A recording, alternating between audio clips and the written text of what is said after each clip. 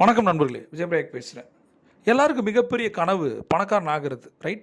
ஆனால் உலகத்தின் நம்பர் 1 பணக்காரர் எலன் மாஸ்க். எனக்கு ரொம்ப பிடிச்ச கரிஷ்மாட்டிக் ஹீரோ. அவரை ஃபாலோ பண்ணுங்க நான் சொல்கிறேன்.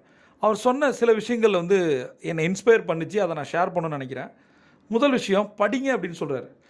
நான் பல வீடியோக்களில் சொல்கிறேன், மில்லியனரோ பில்லியனரோ பணக்காரங்க 20 நிமிஷம் மினிமம் ஒரு நாளைக்கு படிக்கிறாங்க. நீங்களும் கூட தூங்குறதுக்கு முன்னாடி 20லேருந்து 30 நிமிஷம் படிக்கணும். என்ன மாதிரி படிக்கலாம்? மோட்டிவேஷனல் புக்ஸ் எல்லாம் 10 to 20% படிக்கணும். உங்களுடைய துறை சார்ந்த விஷயங்களை ஒரு 80% படிக்கிறது நல்லது. ஆனால் படிங்க. ரெண்டாவது, பணத்தை எல்லாம் கொண்டு போய் அட்வர்டைஸ்மெண்ட்டில் போடாதீங்க அப்படின்னு சொல்கிறாரு.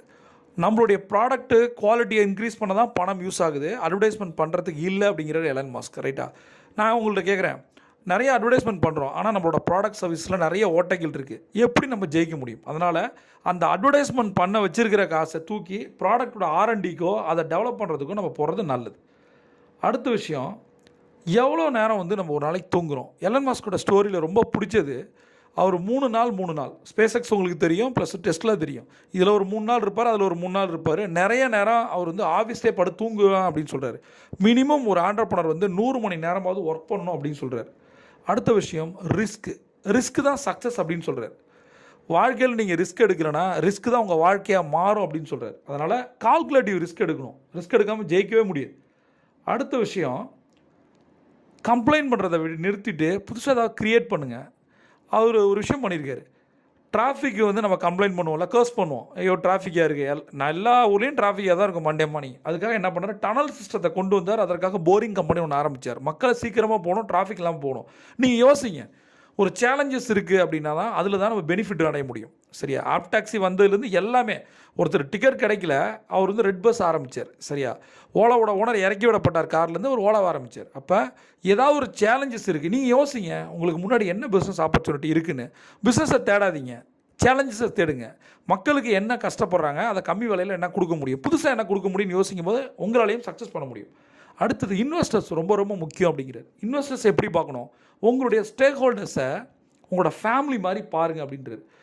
4 வகையான மனிதர்களை சுற்றி நம்ம இருக்கோம் அப்படின்னு நான் சொல்கிறேன். ஒன்று இன்வெஸ்டர், அவங்க கொடுக்குற பணத்தில் தான் நம்மளோட கம்பெனி ரன் ஆகுது.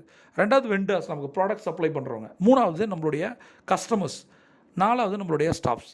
இந்த டீமை நம்ம சரியாக வச்சுருக்கணும். இவங்க எல்லாமே என்னை பொறுத்த வரைக்கும் ஃபேமிலி தான். இதில் யார் ஒருத்தங்க மிஸ் ஆனால் கூட நம்மளோட ஃபேமிலி நல்லா இருக்காது. பர்சனல் ஃபேமிலி, பிஸ்னஸ் ஃபேமிலி நான் சொல்கிறேன். பிஸ்னஸ் ஃபேமிலி நல்லா இருந்தால் மட்டும்தான் பர்சனல் ஃபேமிலி நல்லாயிருக்கும். அதனால் இவங்க நல்லா இருக்கணும்னா அவங்கள நல்லா வச்சிங்க. லாஸ்ட் விஷயம், ட்ரெண்டை ஃபாலோ பண்ணாதீங்க, நீங்கள் க்ரியேட் பண்ணுங்கன்றது. ஒருத்தன் ஒன்று பண்ணுவான், எல்லோரும் அதையே பண்ணுவான். நம்ம ஒன்றும் மாட்டு மந்தைகள் கிடையாது. நாம் ஒரு ட்ரெண்ட் செட்டராக இருக்கணும். பிஸ்னஸில் ஜெயித்தவங்களாம் பாருங்களேன், யார் அதிக அளவு ரெவென்யூ பார்த்துருப்பாங்கன்னா ஃபஸ்ட்டு அதை யார் பண்ணுற ஸ்டார்ட் அப் கம்பெனிஸ் பாருங்கள். இப்போ எத்தனையோ கம்பெனிகள் வந்துருச்சு. இன்றைக்கி ரெட் பஸ்ஸோட இன்கம் என்ன, எத்தனையோ கேப்ஸ் வந்துருச்சு. ஆனால் ஓலாவோட இன்கம் என்ன? இதெல்லாம் பேசிக்கான விஷயம். ஒரு ஸ்டார்ட் அப்பாக ஆரம்பிக்கும் போது சீக்கிரம் நம்ம முந்திக்கணும். அதுக்கு நிறைய இனோவேஷனாக யோசிக்கணும். அடுத்தது, ஃபீட்பேக்ஸ் கேளுங்க, பயப்படாதீங்க அப்படின்னு சொல்லுவார். உங்களுடைய ப்ராடக்ட் சர்வீசஸை மக்கள்கிட்ட கொடுத்து என்ன ஃபீட்பேக்கு அது சொல்லு அப்படின்னு சொல்லு. நிறைய பேருக்கு ஃபீட்பேக் கேட்குறதுக்கு ஒரு பயம் இருக்கும். எங்கே அதை குறை சொல்லிடுவானோ.